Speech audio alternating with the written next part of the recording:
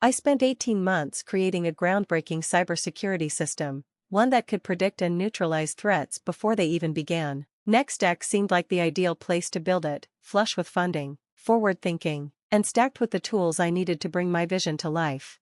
What I didn't see coming was the betrayal. Victor Carlton, Nextech's charismatic CEO, had his own agenda: wait until my project was nearly finished, then take it. My name is Sophia Chin. Until yesterday, I was the lead AI architect at Nextech Solutions. I left a comfortable role at Google, traded stability for ambition, because I believed I could reshape the future of cybersecurity. The system I built, Precog Security, was inspired by the precognitive oracles from one of my favorite sci-fi films. It could anticipate cyberattacks before they fully formed, deploying adaptive defenses in real time. For 18 months, I worked brutal hours refining the AI. Victor would swing by occasionally, full of compliments and charm. "Truly impressive, Sophia," he'd say, eyes cold behind that polished smile. The board couldn't be happier.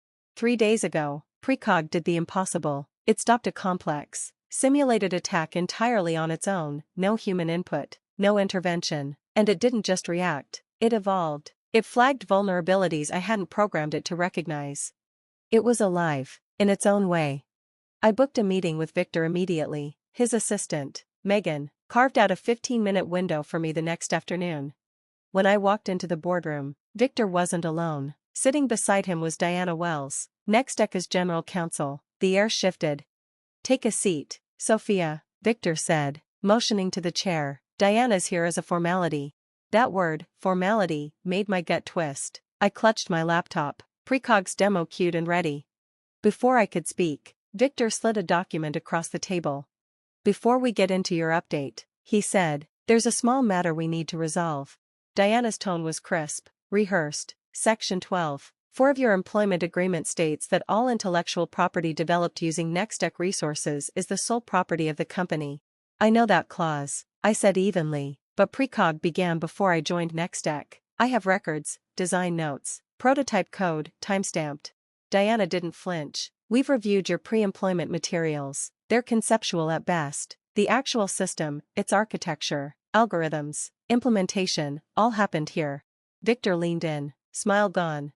"Let's be honest, Sophia, Precog belongs to Nextech, and frankly, the board thinks your compensation already reflects your contribution." "My compensation package?" I repeated, the words sour in my mouth. Confusion gave way to something colder, horror.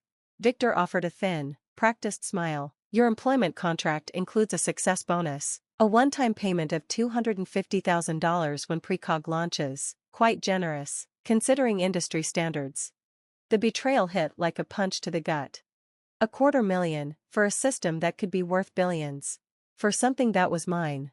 Years of research, 18 brutal months, stolen. Victor kept talking, oblivious. "Tomorrow, I'll be presenting Precog to our top-tier investors. We expect to secure another $50 million in funding. After that, our official product launch." "You're firing me," I said, voice flat.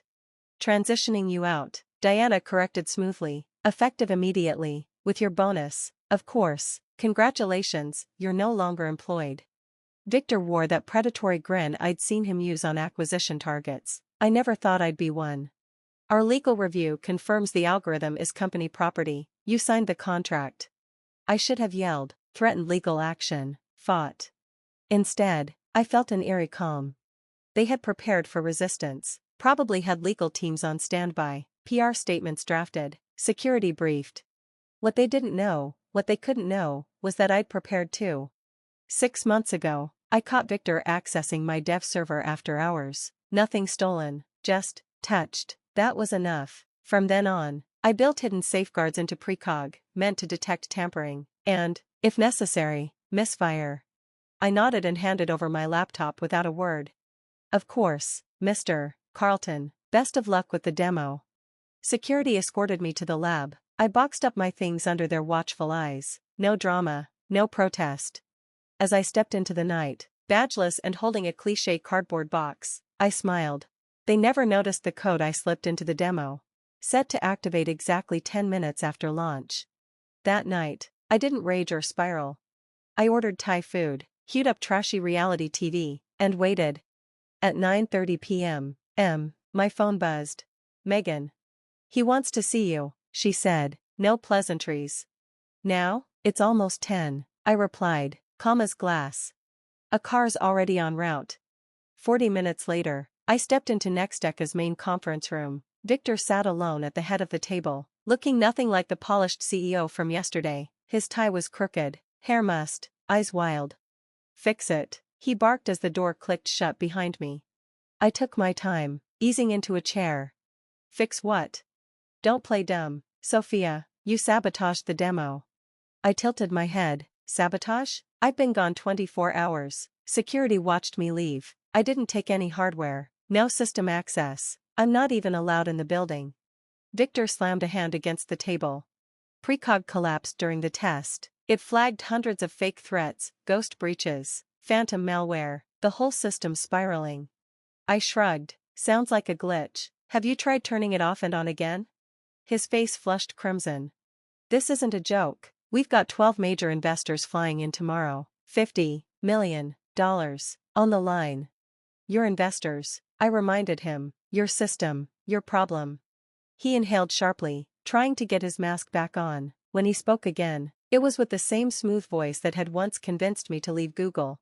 Maybe we overreacted yesterday, maybe that was premature. I'm open to renegotiation, co-creator credit, substantial equity. We can make this right. I leaned back in my chair. What exactly happened during your test run? Victor hesitated, clearly weighing how much truth he could afford. The system turned on itself. It started flagging parts of Nextech's own network as hostile. Then it began generating reports. Hundreds of them.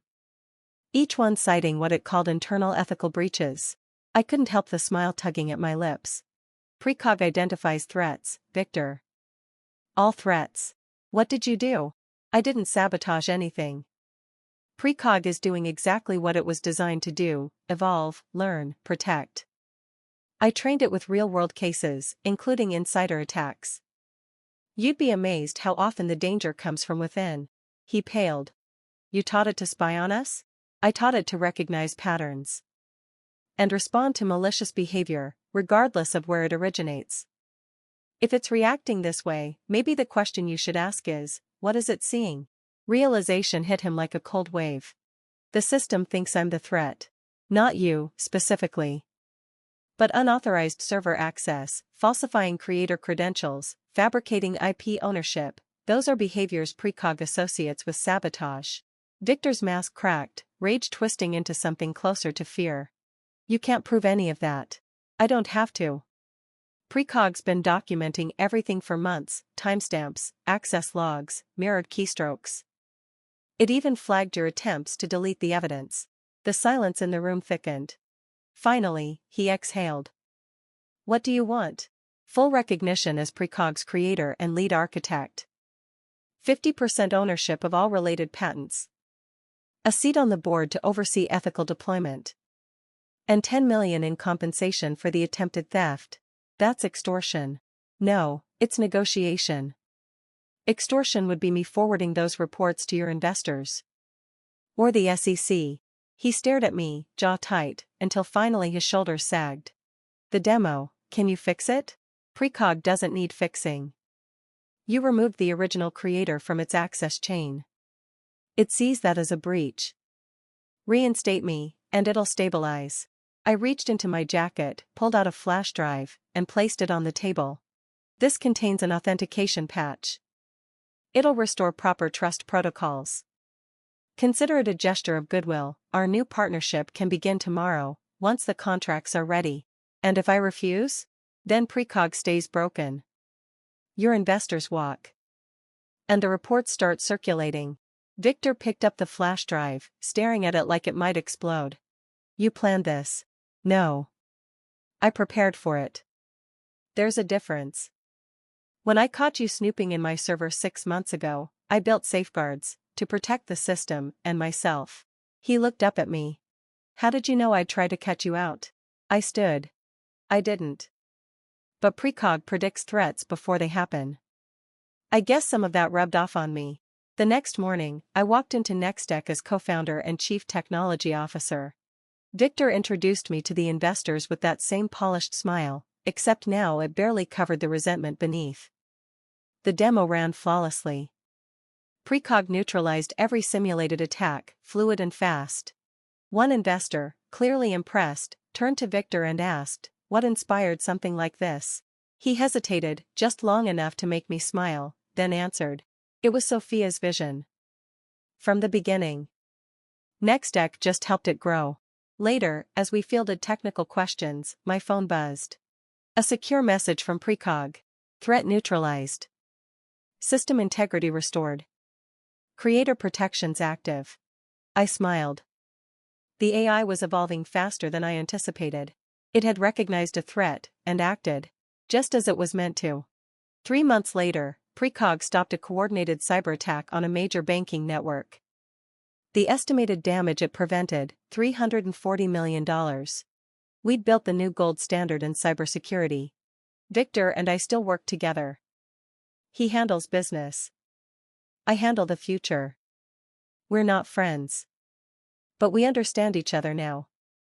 We have balance. Sometimes, I wonder if I could have handled it differently. Gone the legal route. Trusted the process. But then I remember, technology is only as ethical as the people who wield it. That's why every Precog deployment now includes ethics modules, transparency audits, and self-defense logic. Not just to protect data, but to protect the system from being used against the people it was meant to serve. Last week, at our IPO celebration, company valued at $4.2 billion, a junior dev asked me the secret to creating revolutionary tech. "It's not just about the code," I told her. "It's about understanding where the real threats are. Then building something that can adapt, evolve, and stay true to its purpose. Just like its creator had learned to do."